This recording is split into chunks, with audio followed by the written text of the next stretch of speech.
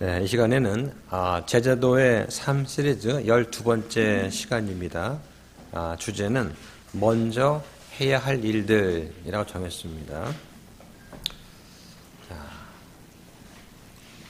한 가정에도 보면 부모 세대와 자녀 세대가 먼저 해야 될 일이 좀 다른 것 같아요.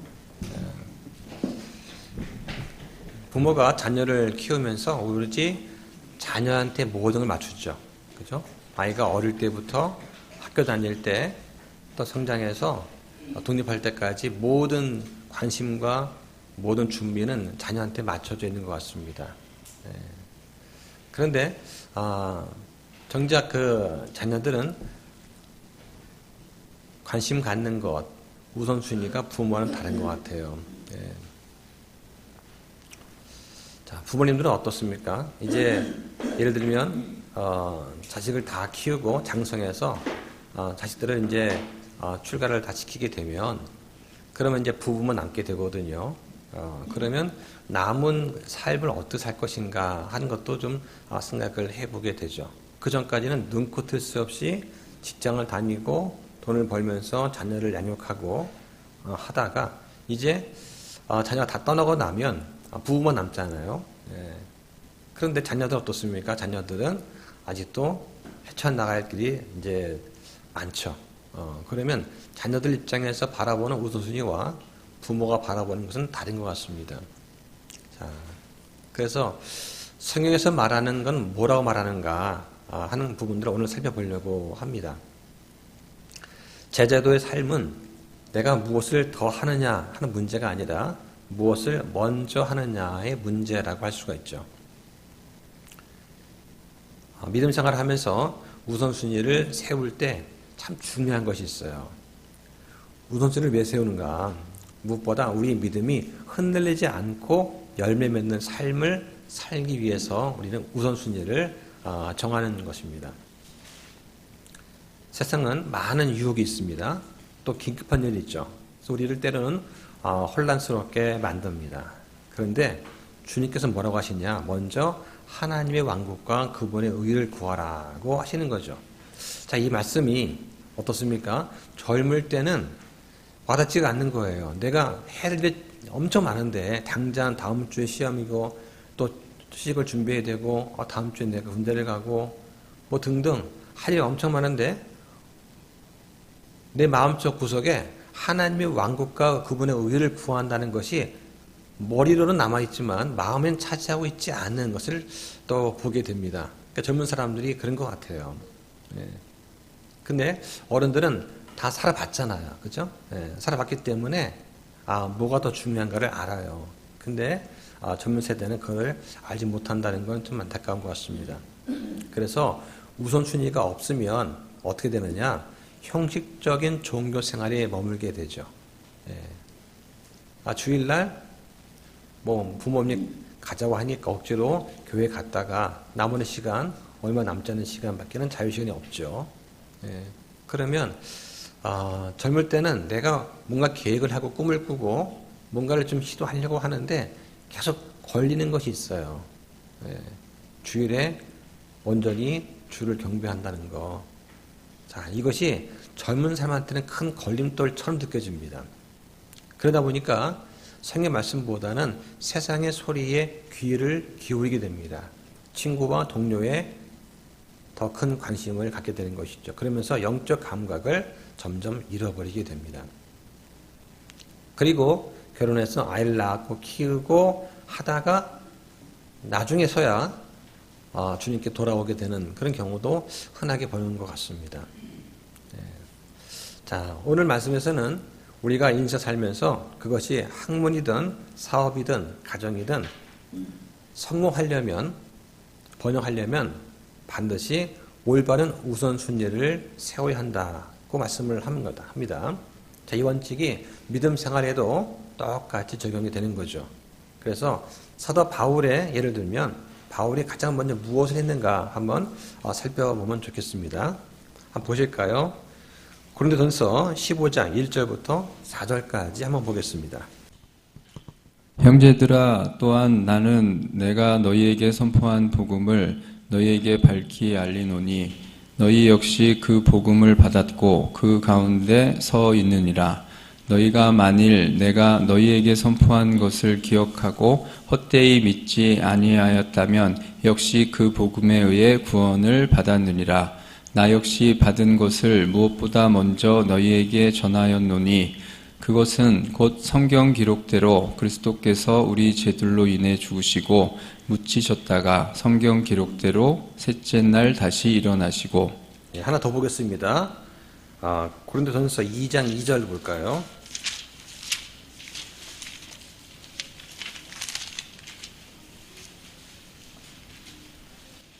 이는 내가 너희 가운데서 예수 그리스도 곧 십자가에 못 박히신 그분 외에는 아무것도 알지 아니하기로 결심하였기 때문이라. 자, 이 말씀 보니까 어떻습니까?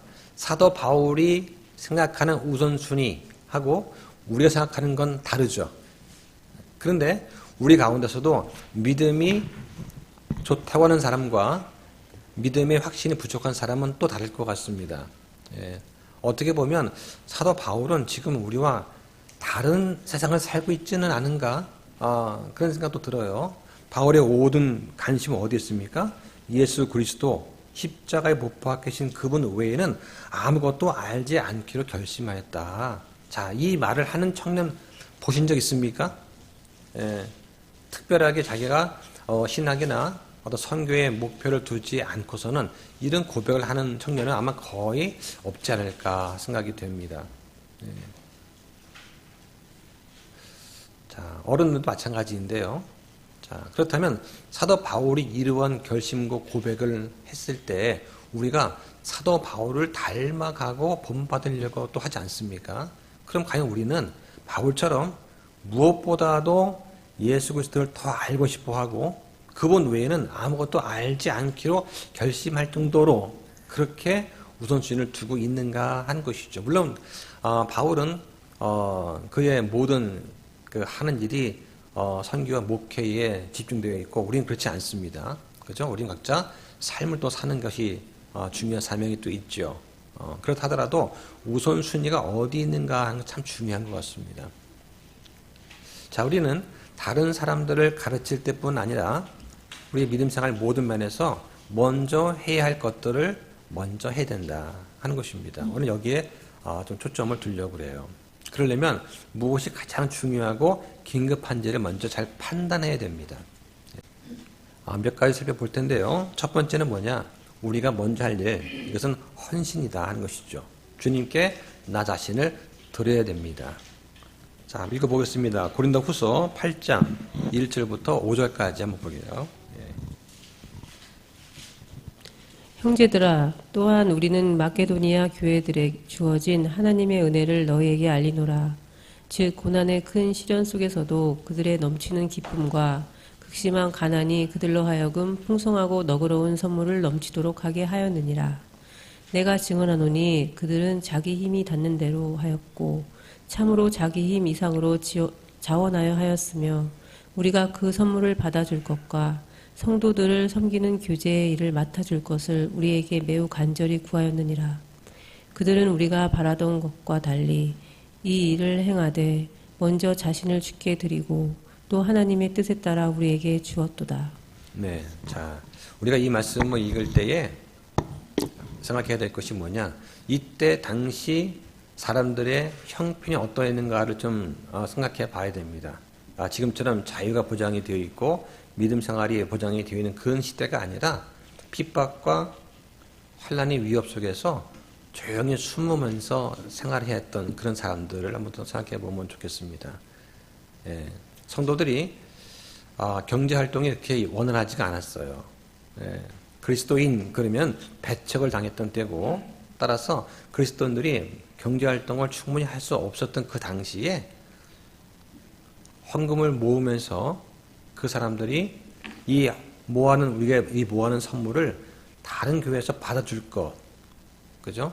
예, 그리고 우리가 섬기는 그 교제 일을 맡아줄 것을 간절히 구하였다. 그러면서 자신을 먼저 주께 드리고 하나님의 뜻에 따라 우리에게 주었다. 자, 이 말을 바울이 선포했을 때 성도들의 그런 안타깝고 애절한 그 심정, 이걸 좀 생각하면 좋을 것 같아요. 지금처럼 남으니까 남는 걸 주는 그런 개념이 아니고 정말 내 것도 부족한 그 시점에서 내 것을 떼어서 나눠주는 그런 상황이었거든요. 자, 이 마케도니아 교회 성도들, 그들도 가난하고 어려운 상황이었습니다. 그런데 자기의 능력 이상으로 드렸다고 하는 것이죠. 이럴 때 성령 역사가 나타나는 것이죠. 자, 왜 그랬을까요? 그들은 우선 자신을 주님께 드렸기 때문이다 하는 것입니다. 주님께 나를 드린 그런 사람은 나의 재산이나 나의 시간과 재능을 드리는 게 그렇게 어렵지 않아요. 그런데 나 자신을 주님께 드리지 못한 상태에서 내 것을 나누어 준다는 것은 정말 아까운 것 같습니다. 하나님은 우리의 선물을 원하시기 전에, 우리의 섬김을 원하시기 전에 먼저 우리 자신을 원하신다고 하는 것이죠.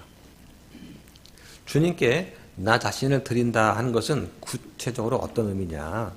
이거는 감정적인 헌신이 아니라 전 인격적인 주권의 양도다 할 수 있습니다. 내 생각과 내 감정과 내 시간과 내 재물, 내 능력 또는 나의 미래까지도 주님의 뜻대로 사용하시도록 온전히 내어드리는 것, 이게 전 인격적인 주권의 양도다 하는 것이죠. 네. 그래서 이 마케도니아 성도들은 먼저 자신을 주께 드리고 그 다음에 헌금을 드렸다고 성경은 말씀을 합니다.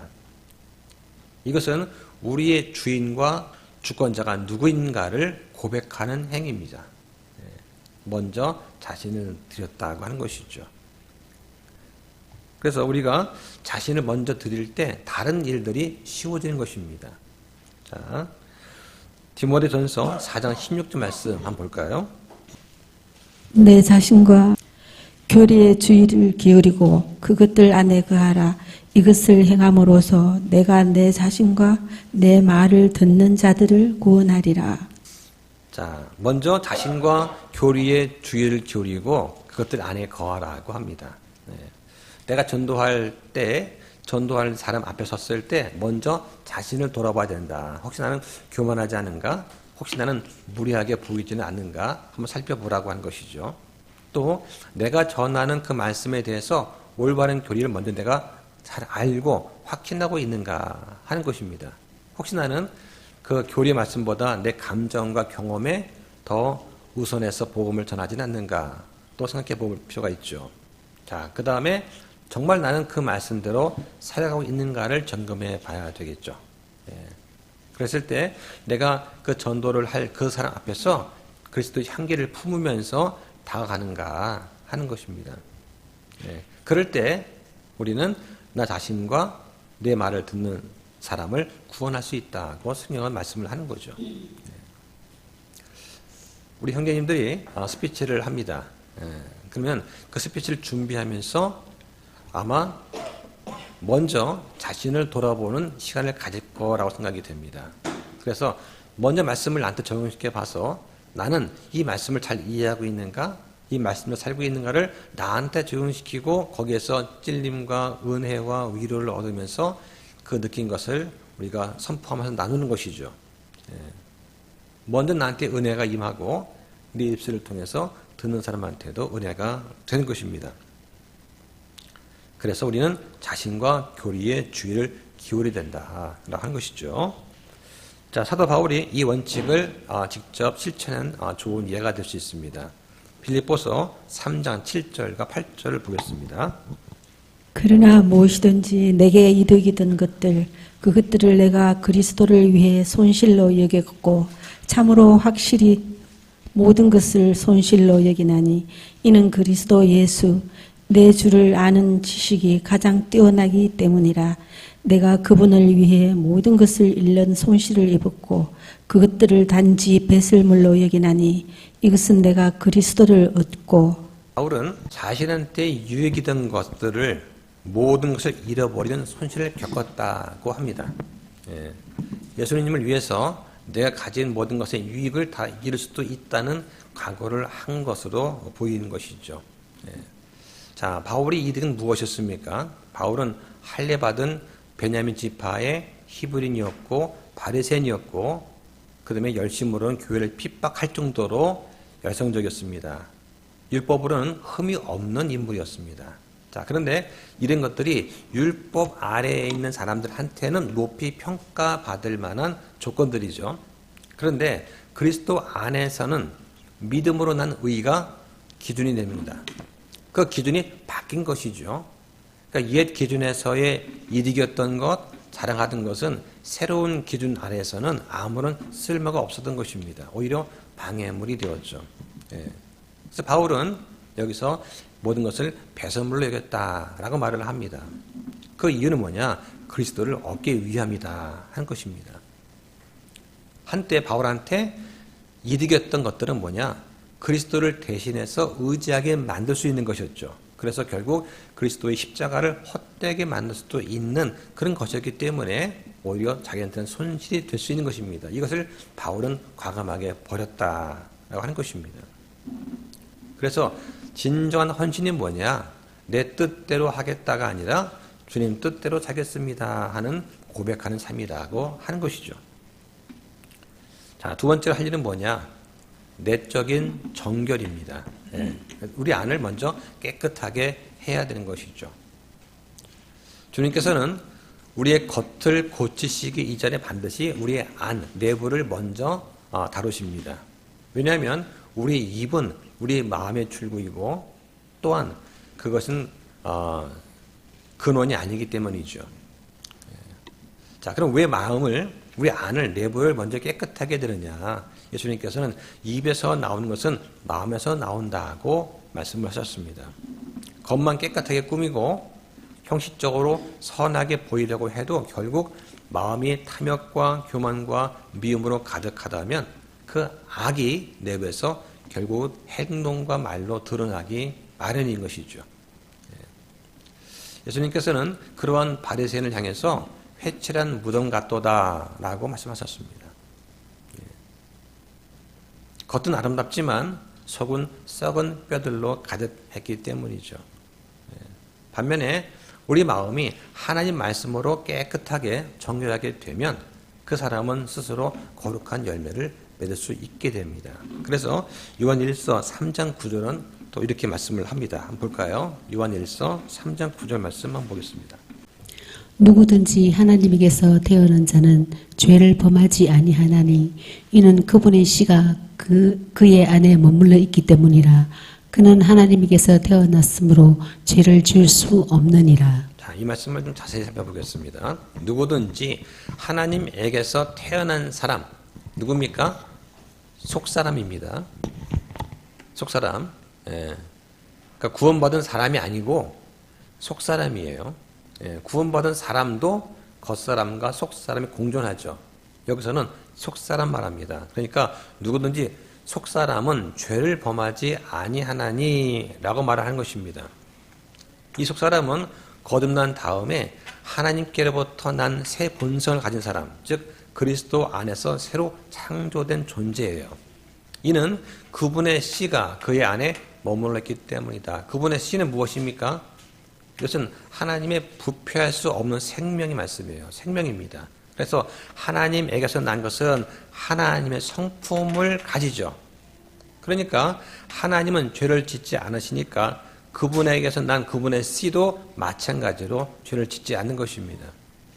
자, 그는 즉 속사람은 하나님에게서 태어났으므로 죄를 지을 수 없느니라 하는 것이죠.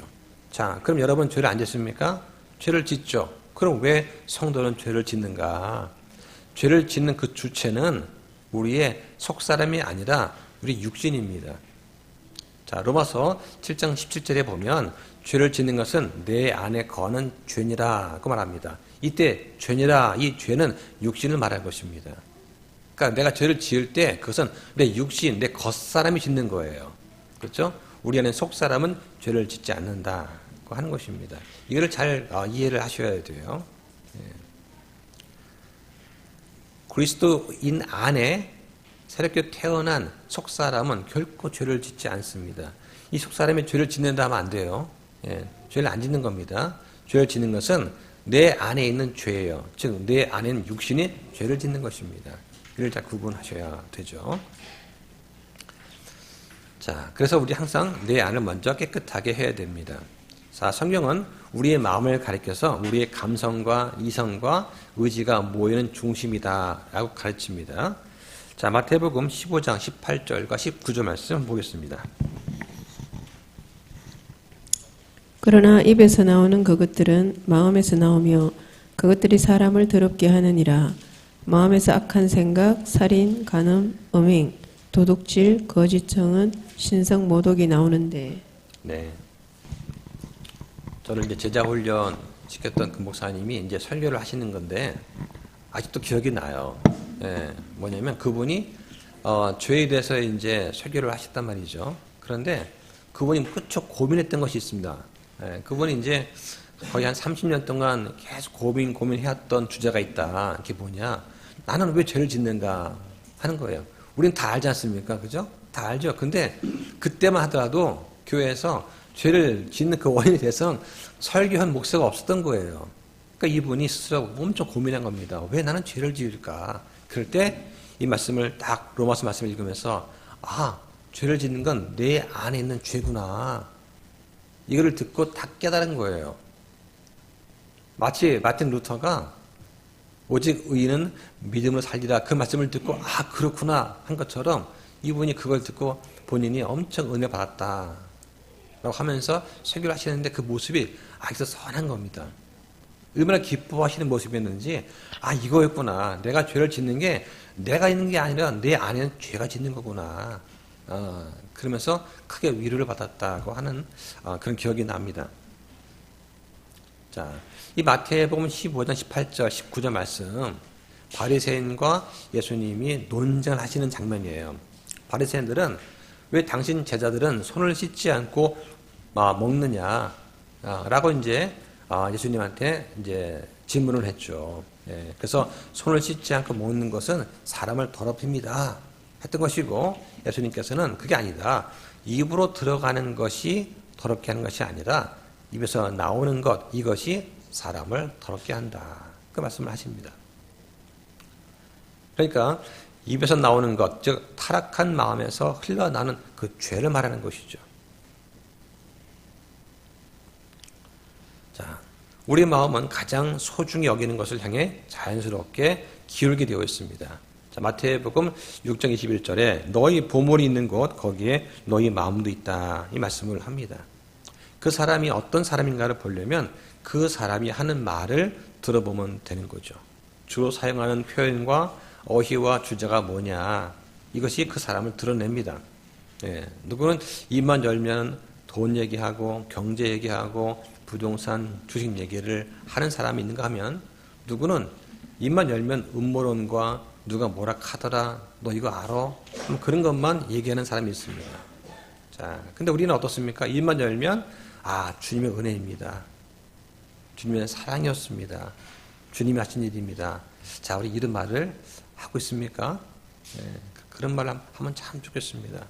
저는 아직도 기억이 나요. 예, 제가 군대 가서 첫 예배를 드리는데 그 군용 목사가 설교를 할 때 아무것도 기억 안 나고 그분이 하는 말이 뭐냐?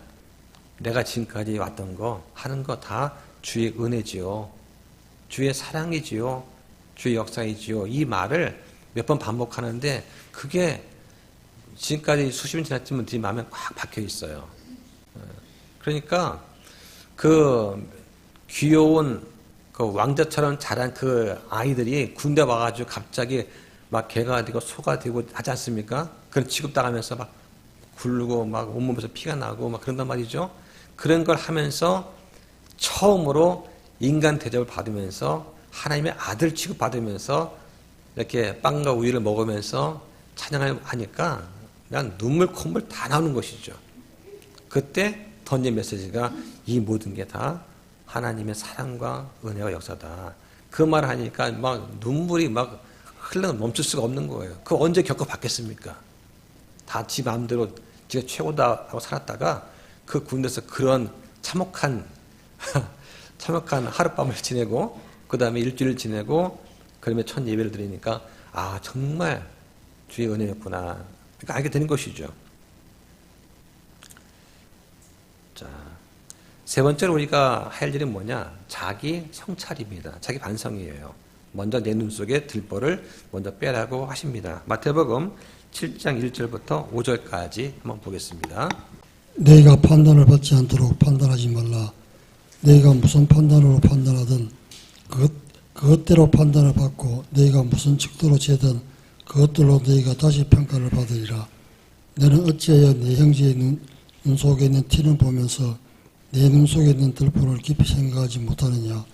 혹은 보라, 내 눈 속에 들보가 있는데 내가 어찌 내 형제에게 이르기를 내가 내 눈에 티를 빼내게 하려느냐.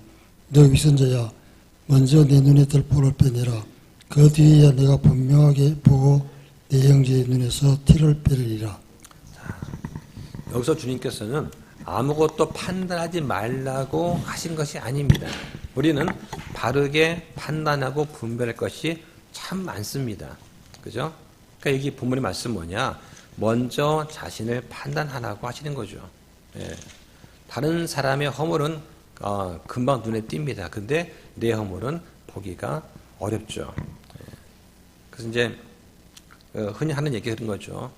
어느 날 어떤 성도가 목사님한테 이제 편지를 썼어요. 예. 또 뭐 이메일을 보냈습니다. 그러면서 목사님 이번 주일 교회 주보에 오타가 2군데나 있습니다. 이거 고치십시오라고 지적을 한 거죠. 예. 그런데 그 목사한테 보낸 그 성도의 편지에는 13개의 오타가 있었다라고 하는 것이죠. 예. 그 예를 들면서 얼마나 자신을 돌아보기가 어려운가를 보여주는 이제 일화가 되겠죠. 예. 이렇게 뭐 인터넷 가다 보면은 어떤 영상 밑에 댓글이 쭉 달려 있어요. 그 댓글 보면은 영상 올린 사람한테 당신이 만든 그 영상의 자막에 오타가 몇 군데 있다라고 말을 하는 그런 댓글이 있습니다. 근데 그 밑에 사람이 그 댓글 쓴 사람한테 하는 말이 당신이 지금 댓글 쓴 거에는 요것이 맞춤법이 틀립니다. 또 올리는 사람이 있어요. 예. 뭐 흔한 게 저런 거죠. 뭐 무엇이 돼요야 돼요. 그 있지 않습니까? 그런 것들 많이 틀려요. 예. 그러니까 이런 거를 누가 지적하면 그 밑에 사람이 또 그걸 지적하는 것이죠. 이렇게. 그러면서 먼저 자신을 돌아보라고 하는 것이 대표적으로 아주 잘 보여주는 그런 것 같습니다. 자, 다른 사람을 도와주려면 먼저 나 자신이 깨끗해야 됩니다. 자, 성경에 보니까 이런 말씀이 있습니다. 디모데전서 5장 22절에 아무한테나 선뜻 안수하지 말고 다른 사람들의 죄들에 참여하는 자가 되지 말며 너 자신을 순결하게 지키라. 그 말씀을 합니다. 자, 그러니까 안수하는 것은 목회자의 어떤 직무죠. 단순한 어떤 축복하는 안수가 아니라 공적인 책임 사역을 위임하는 거예요. 따라서 안수할 때 선뜻 그냥 안수하지 말고 검증되지 않은 사람을 세우지 말라고 하는 것입니다. 그러면 그 사람의 죄에 간접적으로 내가 동참하게 된다라고 하는 것입니다. 자, 네 번째로 우리가 할 일은 뭐냐? 화해입니다. 화해하는 거. 공동체 안에서 형제와 화해를 해야 됩니다. 그래서 하나님께서는 관계가 깨어진 채로 드려지는 예배를 결코 기뻐하지 않으십니다. 하나님께서는 재물보다 먼저 화해를 요구하시죠. 자, 마태복음 5장 21절부터 24절까지 한번 보겠습니다. 옛 사람들이 너는 살인하지 말라. 누구든지 살인하는 자는 심판의 위험에 처하게 되리라 하고 말하였음을 너희가 들었으나 나는 너희에게 이르노니 누구든지 까닭 없이 자기 형제에게 화를 내는 자는 심판의 위험에 처하게 되고 누구든지 자기 형제에게 나가라 하고 말하는 자는 공회의 위험에 처하게 되며 누구든지 너 어리석은 자야 라고 말하는 자는 지옥불의 위험에 처하게 되리라. 그러므로 네가 네 예물을 제단으로 가져오다가 너를 대적할 어떤 일이 내 형제에게 있음을 거기서 기억하거든 내 예물을 거기에 제단 앞에 두고 네 길로 가서 먼저 네 형제와 화해하고 그 뒤에 와서 내 예물을 드리라. 네가 네 대적과 함께 길에 있을 동안에 네. 자, 근데 이 말씀 보면 우리가 주의 만찬 할 때도 이 얘기를 합니다. 주의 만찬에 참여하기 위해서는 먼저 자신을 됩니다. 하나님과 나의 관계도 잘 살펴봐야 될 뿐만 아니라 내가 다른 형제와 불화한 일이 있다면 이 문제를 먼저 해결해야 돼요. 그러지 않고서 주님한테 참여하는 것도 옳지 못하죠. 하나님께 드리는 그 예배하고 형제와의 화해 사이에는 중요한 관계가 있습니다. 예배는 단순하게 하나님께 드리는 어떤 의식이 아니라 전 인격적인 관계의 표현이죠. 그래서 예수님께서 여기 말씀하신 것처럼 형제하고 화해하지 않은 채 드리는 예배, 그런 경배는 하나님께서 받아주시지 않는다라고 하는 것입니다. 왜냐하면 하나님께서는 사랑의 하나님이시기 때문이죠. 그 본질이 뭐냐? 관계를 회복시키는 사랑이에요. 따라서 우리 형제를 미워하거나 원한을 품고 있으면서 주님을 사랑합니다 말하는 건 그건 위선이죠. 그렇죠?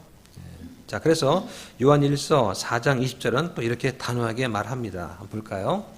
어떤 사람이 내가 하나님을 사랑하노라 하고 말하면서 자기 형제를 미워하며 그는 거짓말쟁이니 자기가 본 자기 형제를 사랑하지 아니하는 자가 어찌 자기가 보지 못한 하나님을 사랑할 수 있느냐. 네, 자, 이 말씀대로 우리는 먼저 형제하고 화해를 하고 예배를 또 드려야 된다. 그럴 수 있어야만 우리가 헌신할 수 있는 것이죠. 하나님과 우리가 교제가 된다는 것, 기도하고 응답받고 그 다음에 말씀을 읽고 깨달을 수 있는 그런 것들은 이런 교제가 회복이 돼야 되는 거죠. 자, 그래서 하나님께서는 원한을 품은 자의 예배를 받지 않으십니다. 진정한 예배는 깨끗한 양심과 화해된 관계 속에서만 온전하게 드릴 수 있는 것이죠. 그 예배와 화해는 분리될 수 없는 하나의 신앙 실천이라고 할 수가 있습니다. 자, 주님께서 직접 말씀을 하십니다. 아까처럼 예물을 제단 가져오다가 너를 대적할 어떤 일이 있으면 그 기억이 나면 먼저 제단 앞에 두고 가서 형제 화해하라 하는 것입니다. 이 화해가 되기 전까지는 그 사람들은 진정한 예배는 아마도 못 드릴 것입니다. 자, 예배보다 화해가 우선이라는 것이죠. 자, 그렇지 않으면 왜 문제가 되느냐? 우리 스스로가 심판을 먹고 마시는 꼴이 된다. 자, 한번 보겠습니다. 고린도전서 11장 29절 말씀 한번 보겠습니다. 이는 합당하지 않게 먹고 마시는 자가 주의 몸을 분별하지 못하며 자기가 받을 정죄를 먹고 마시기 때문이라. 네, 합당하지 않게 먹고 마신다. 자, 합당하지 않다는 그 말 아마 이해가 되실 겁니다. 자, 그 다음에 다섯 번째로 우리가 할 일이 뭐냐? 전도입니다. 그러니까 회복된 사람은 반드시 다른 혼을 구원하려고 합니다. 영적으로 죽었던 우리가 성령님의 도우심과 하나님의 은혜로 예수 그리스도를 믿고 구원받았습니다. 그러면 당연히 하나님과 관계가 회복됐다면 우린 역시 다른 잃어버린 혼을 구원하려고 애쓰게 되겠죠. 자, 그 대표적인 예가 안드레 이야기입니다. 요한복음 1장 40절부터 42절까지 한번 보겠습니다. 요한의 말을 듣고 그분을 따른 두 사람 중 하나는 시몬 베드로의 형제 안드레더라. 그가 먼저 자기 형제 시몬을 찾아서 그에게 이르되 우리가 메시아를 만났다 하였는데 메시아는 번역하면 그리스도니라. 안드레가 그를 예수님께 데려오매 예수님께서 그를 바라보시고 이르시되 내가 요나의 아들 시몬이지만 게바라 불리리라 하시니라. 게바는 번역하면 돌이니라. 네. 자, 안드레가 예수님 만났습니다. 그렇죠? 그러니까 이 주님을 만난 안드레는 그 사실을 혼자 간직하지 못합니다. 이 기쁜 소식을 도대체 입이 뜨거워서 참을 수가 없는 것이죠. 자, 그럼 어떻게 했습니까? 곧바로 형 베드로를 찾아갑니다. 그리고 베드로를 주님께 인도를 하죠. 이 안드레는 구원의 기쁨을 혼자만 간직하지 않았습니다. 그죠? 네. 따라서 하나님의 왕국에 성장하려면 어떻게 되느냐? 각 성도가 전도의 사명을 느껴야 됩니다. 네. 그래서 마태복음 5장 16절, 자, 여기 보면 너희 빛을 사람들 안에 비추어서 앞에 비추어서 그 사람들이 너희의 선한 행위를 보고 하늘에 계신 너희 아버지께 영광을 돌리게 하라고 말씀을 하는 것이죠. 예. 이 안드레가 복음을 전할 때 베드로한테 무슨 복음을 전하게 뭐가 있어요? 뭐 알아야 전할 거 아니겠습니까? 아, 메시아가 나타났다. 아, 예수님이다. 한번 와서 봐라. 하고 강권했죠. 이 정도의 전도인 것입니다. 여러분이 전도를 할 때 그 사람을 갖다가 성경적으로 굴복시키기 위해서 많은 교리를 전하고 이게 아니라고 하는 것이죠. 예. 지인한테 가서, 친구한테 가서, 친구야, 너 나 알지? 내가 어떤 사람인 거 알지? 나 거짓말 안 하잖아. 내가 만난 예수님이 있다. 한번 와 봐라. 친구인 나를 보고 한번 와서 봐라. 강권하는 것이죠. 그리고 교회에 와서 말씀을 듣고 복음을 듣게 하고 그러면서 구원받게 하는 거. 진짜 중요한 것 같습니다. 예. 베드로 역시 마찬가지 아니겠습니까? 베드로가 뭐 어부인데 뭐 알겠어요? 예, 고기 잡는 거 외에는. 그러니까 다른 사람들한테 무슨 성경 말씀을 갖다 들이대면서 몇 장 몇 절 이렇게 되어 있는데 하면서 설득하고 그런 것이 아니라고 하는 것이죠. 그러니까 제일 중요한 거는 말씀을 전하는 내가, 복음을 들고 있는 내가 인격적으로 먼저 자기를 잘 돌아보고 겸손하게 그리스도의 향기를 품으면서 다가가는 것이 중요하다. 그래서 자꾸 무례하게 너 모르지 나 아는데 하면서 말씀을 막 외우면서 성경 말씀 들이대면서 전한다. 그럼 누가 그걸 듣고 싶어 하겠습니까? 아마 듣고 싶지 않을 거예요. 그죠? 그러니까 제일 중요한 것은 가까운 내 지인과 아는 사람들, 친구, 가족이 가장 중요한 거예요. 왜? 내 인격을 보고서 그 사람들을 내 변화된 모습 보고서 전도하는 게 가장 중요하다. 그래야 그것이 오래 가잖아요. 안착이 되고. 잠깐 필요한 것 같습니다. 자, 마지막으로 이 모든 것을 묶어버리는 최종적인 우선순위가 있어요. 바로 먼저 하나님의 왕국을 구하는 것입니다. 마태복음 6장 31절부터 3절까지 보겠습니다. 그러므로 염려하여 이르기를 우리가 무엇을 먹을까 혹은 우리가 무엇을 마실까 혹은 우리가 무엇을 입을까 하지 말라. 이 모든 것은 이방인들이 구하나니 너희 하늘 아버지께서는 이 모든 것이 너희에게 필요하다는 것을 아시느니라. 오히려 너희는 첫째로 하나님의 왕국과 그분의 의를 구하라. 그러면 그분께서 이 모든 것을 너희에게 더하시리라. 네. 자, 왜 하나님의 뜻을 행하는 것이 우리 그리스도인의 가장 높은 우선순위가 될까요? 네. 왜냐하면 우리가 구원받은 목적 자체가 하나님의 뜻을 행하기 위함이다 하는 것입니다. 우리가 구원받은 목적은 내가 구원받고 천국 가가지고 그냥 편하게 있는 것, 이게 아니라고 하는 것이죠. 우리가 구원의 목적은 하나님의 뜻을 이루기 위함이다. 예. 성경에 보면 이런 말씀이 있습니다. 우리는 그분의 작품이요 그리스도 예수님 안에서 선한 행위를 하도록 창조된 자들이다. 이런 말씀을 합니다. 단지 죄에서 구원받는 것에 그치지 않고 하나님의 도구로 쓰임받기 위해서 새롭게 지음받은 자들이다. 이게 우리 그리스도인의 모습이라고 하는 것이죠. 자, 그래서 하나님의 뜻을 행하는 그 삶, 이것이 참다운 만족과 평안과 또 영원한 보상을 가져다 줍니다. 예수님께서도 내가 먹을 양식은 나를 보내신 분의 뜻을 행하고 그분의 일을 끝마치는 것이다. 그 말씀을 하십니다.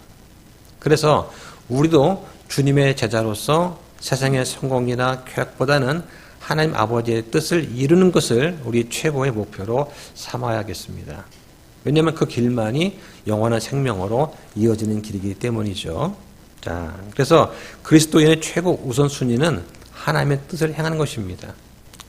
그리고 의에 대한 갈망이 우리 삶의 중심이 되어야 되죠. 중요한 것은 어떻게 하면 구원받는가?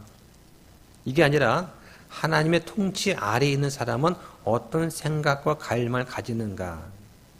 여기에 초점을 두는 것이 좀 더 성숙한 믿음이 되겠죠. 그래서 참된 의를 구하면 열매가 맺히는데 어떤 열매가 있느냐? 예, 세 가지만 보겠습니다. 첫 번째는 성실하게 예배에 참여합니다. 예, 히브리서 10장 25절 말씀 하나 볼까요? 어떤 사람들의 습관과 같이 우리의 함께 모이는 일을 패하지 말고 서로 권면하되 그날이 다가옴을 너희가 볼수록 더욱더 그리하자. 네. 참된 의를 구하는 사람, 그분의 왕국과 그분의 의를 구하는 사람은 어떤 사람이냐? 일단 예배에 성실히 참석합니다. 예. 자, 두 번째는 교회가 또 질적으로 성장을 합니다. 디모데전서 4장 16절, 아까 말씀 우리 읽었지 않습니까? 너 자신과 교리에 주의를 기울이고 그것들 안에 거하라. 이렇게 하면 네가 너 자신과 네 말을 듣는 자들을 구원하리다. 그 말씀을 합니다. 자, 또 한 가지 열매는 뭐냐? 하나님께서 우리의 필요를 채우세요. 예. 자, 보겠습니다. 빌립보서 4장 19절 말씀 하나 볼까요? 오직 내 하나님께서 그리스도 예수님을 통해 영광 가운데서 자신의 부요하심에 따라 너희의 모든 필요를 공급하시리라. 네, 이 말씀하고 마태복음 6장 33절과 같은 맥락이죠. 먼저 하나님 왕국과 그분의 의를 구하면 이 모든 걸 도와주시겠다. 이 모든 것이 뭡니까? 하나님의 부유하심에 따라서 우리의 모든 필요를 공급하시겠다라고 하는 것입니다. 네. 자, 말씀을 정리하겠습니다. 자, 지금 이제 공부한 것은 뭐냐? 구원받은 자는 어떻게 살아야 되는가 하는 마땅한 질서 이야기입니다. 결코 이게 구원의 조건이 아니에요. 하나님을 기쁘시게 하려면 우리가 모든 일에서 하나님과 그분의 뜻을 첫째로 삼아야 한다고 하는 것입니다. 자, 지금 이 순간에 우리의 삶의 진정과 중요함이 무엇인가를 바르게 알아야 됩니다. 먼저 해야 될 것을 먼저 하는 것. 이것이 바로 축복의 길이고 영광스러운 신앙의 길이라고 할 수가 있겠죠. 자, 기도가 마치겠습니다.